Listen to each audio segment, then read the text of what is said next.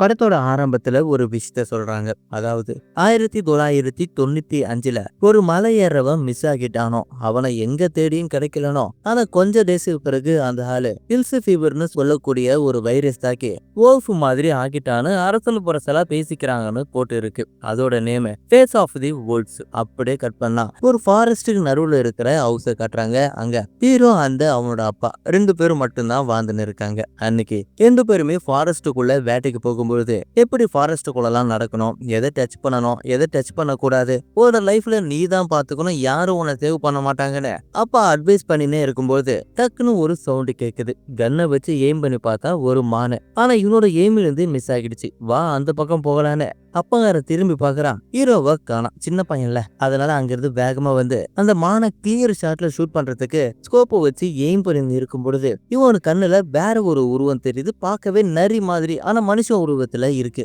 பயந்து மீண்டும் பாக்குறான். அந்த உருவம் இல்ல. சுத்தி பாக்குறான். சுத்தி ரொம்ப நிசப்தமா இருக்கு, ரொம்ப அமைதியா இருக்கு. அப்பாவும் இல்ல, யாருமே இல்ல. இவன் பயத்துல திரும்பி பார்த்துன்னு இருக்கும்போது டக்குன்னு அவங்க அப்பங்கார கைய வச்சு, டேய் நான் என்ன சொன்னேன், ஏன்டா இங்க என் கூடவே இருன்னு சொல்லி இருக்கிற டைம்ல ஏதோ ஒரு மிருக சத்தம் கேக்குது. அந்த சவுண்டு கேட்ட உடனே அப்பங்காரன் திரும்பி பாக்குறான். ஒரு ஹைட்டான பிளேஸ் இருக்கு. அந்த ஹைட்டான பிளேஸுக்கு போன இவங்க ரெண்டு பேருமே போறாங்க. அந்த மிருகத்தோட சவுண்டு இவங்க நோக்கி வந்துனே இருக்கு. அப்பங்காரனும் பையனும் ரெண்டு பேரும் மேல போட்டு லாக் பண்ணிட்டு அப்பா இந்த கன்னை வச்சு எய்ம் பண்ணி இருக்கும் போது, அதாவது டோரை ஓபன் பண்ணா அதை ஷூட் பண்ணலான்னு எய்ம் பண்ணி இருக்கும் பொழுது கீழே ஒரு சத்தம், ஏதோ ஒரு போட்டு கடிக்கிற மாதிரி, ஏதோ கொத்துற மாதிரி, ஏதோ ஒரு மாதிரி மிருக சத்தமா கேக்குது. இவங்களும் அதுல பயந்துன்னு இருக்காங்க. கொஞ்ச நேரத்துக்கு அப்புறம் அந்த சவுண்டு கேட்கல.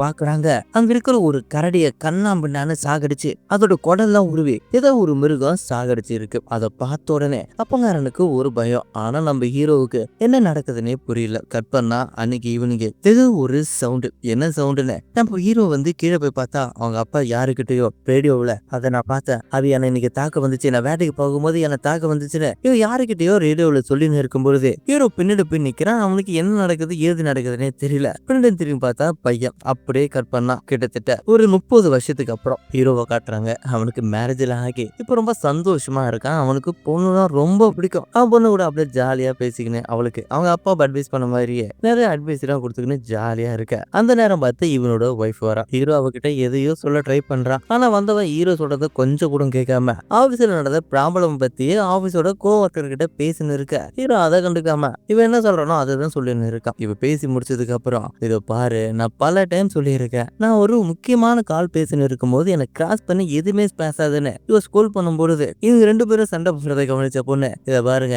நீங்க ரெண்டு பேரும் இப்படி சண்டை போட்டுன்னு இருந்தா நான் வேற பிளேஸுக்கு தான் போகணும்னு சொல்றான். சோ மூணு பேரும் அமைதியா இருக்கிற நேரத்துல ஹீரோ ஒரு விஷயத்த சொல்றான். காணாம போன இவன் சின்ன வயசுல இருக்கும்போது இவனோட அப்பா காணாம போயிருக்காரு. சோ அவங்க காணாம போன அப்பா அபிஷியலா டெத் ஆகிட்டான்னு போலீஸ் அபிஷியல் டிக்ளேர் பண்ணிருக்காங்கன்னு ஒரு லெட்டர் கொடுத்துட்டு கூடவே அவங்க சின்ன வயசுல வாழ்ந்த வீட்டோட சாவி இந்த லெட்டர்ல இருக்குன்னு சொல்றான். சோ இதை கேட்ட உடனே ஒய்ஃப் கொஞ்சம் சைலண்ட் ஆயிடுறா. இதுல இருந்து காணாம போன அந்த ஆளு, அதாவது நம்ம ஃபர்ஸ்ட் ஒரு 95ல ஒரு ஆள் காணாம போயிருப்பான்னு சொன்னோம்ல, அந்த ஆளு தான் நம்ம ஹீரோவோட அப்பான்னு தெரியுது.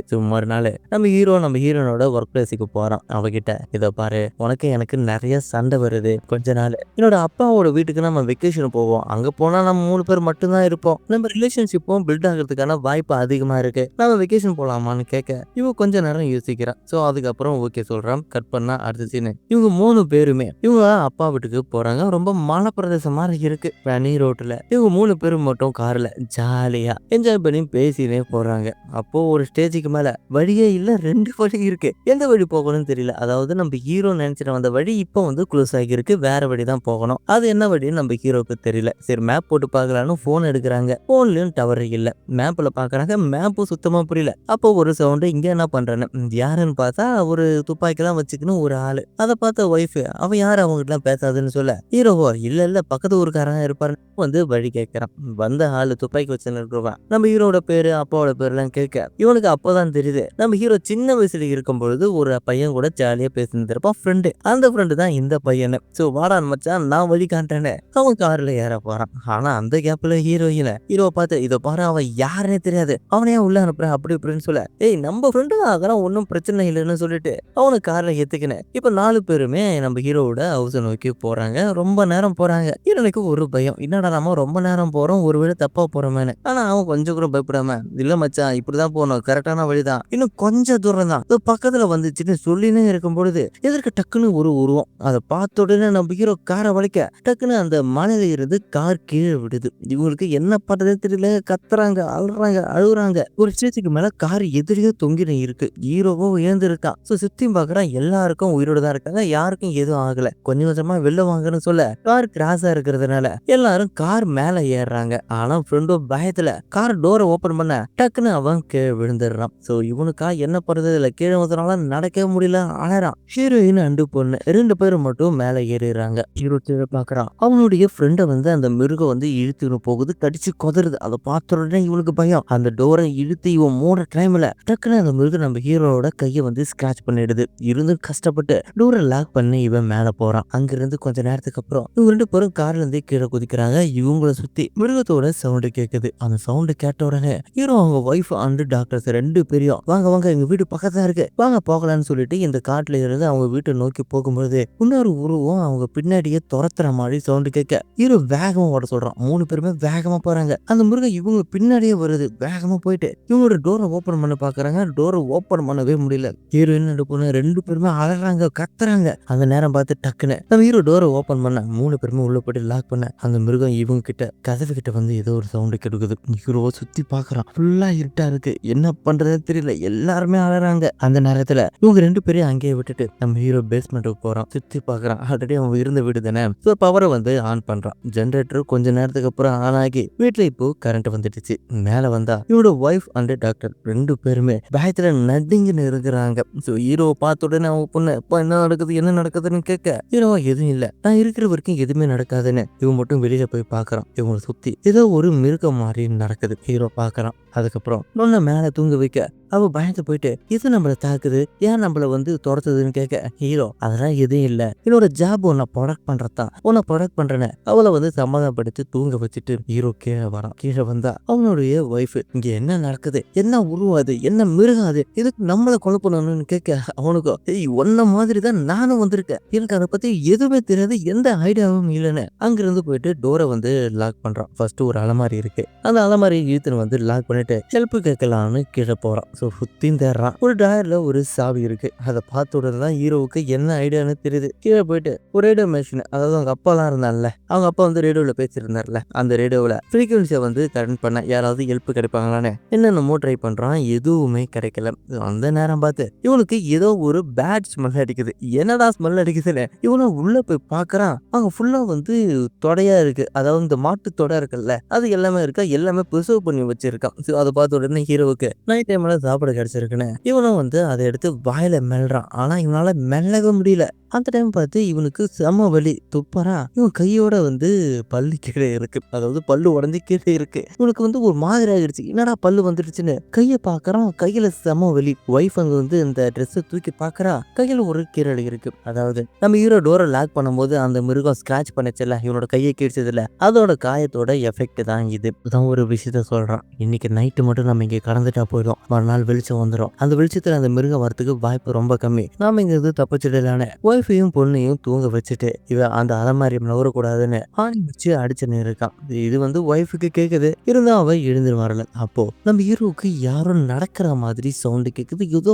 வேகமா சவுண்டு கேக்குது. ரொம்ப சத்தமா இருக்கு. அந்த சவுண்டையே இவ ஃபாலோ பண்ணிக்கின்னு டாப் ஃப்ளோருக்கு போறான். ஒரு ஹேட்டிக் இருக்கு. அந்த ஹேட்டிக்கை ஓபன் பண்ணா அதுல ஒரு ஸ்பைடர் இருக்கு. அந்த ஸ்பைடர் தான் நகர்ந்து போகுது. அந்த நகர்ந்து போகிறது நம்ம ஹீரோவுக்கு அந்த லெவலுக்கு சவுண்டு கேக்குது. அந்த அளவுக்கு யூனிப்பா அவனோட காது சென்ஸ் அவ்வளவு அதிகமா இருக்கு. கூடவே இன்னொரு சவுண்டு. இவன் அந்த சவுண்டையை ஃபாலோ பண்ணிக்கின்னு கீழே பேஸ்மெண்ட்டுக்கு வரான். இவனோட ஒய்ஃப் தூங்கின்னு இருக்கா. என்னன்னு கேக்குறா. ஹீரோவா அமைதியா இருக்க சொல்லிட்டு அந்த சவுண்டையே பேஸ் பண்ணி கதவு கிட்ட போட்டு காதை வைக்கிறான். டக்குன்னு அந்த மிருகம் நம்ம ஹீரோவோட காலை பிடிச்சு வெளில இழுக்குது. இவனா ரொம்ப கஷ்டப்பட்டு எட்டி உதைச்சு அதை தூர தள்ளிட்டு இவனும் வெளியில வரான். வழியில துடிக்கிறான், அழறான். அதை பார்த்த உடனே அவங்க ஒய்ஃபுக்கு என்ன பண்றதே தெரியல. அழறான், கத்துறான். கொஞ்ச நேரத்துல அவனும் மயங்கி கீழே விழறான். அப்புறம் ஹீரோ எழுந்து பாக்குறான். இன்னொரு சவுண்டு. என்னன்னு பார்த்தா இவனால நடக்கவே முடியல. அதே நேரத்துல இவனோட ஒய்ஃப் கீழே ரேடியோவில் என்னோட ஹஸ்பண்டுக்கு அடிபட்டு இருக்கு, ப்ளீஸ் காப்பாத்துங்க, அவர் ஹியூமன் மாதிரியே இல்ல, வேற மாதிரி நடந்திருக்காரு, ப்ளீஸ் காப்பாத்துங்க, அவரோட ஃபேஸ் ஃபுல்லா எது நடக்குது, என்னென்னமோ நடக்குதுன்னு சொல்லி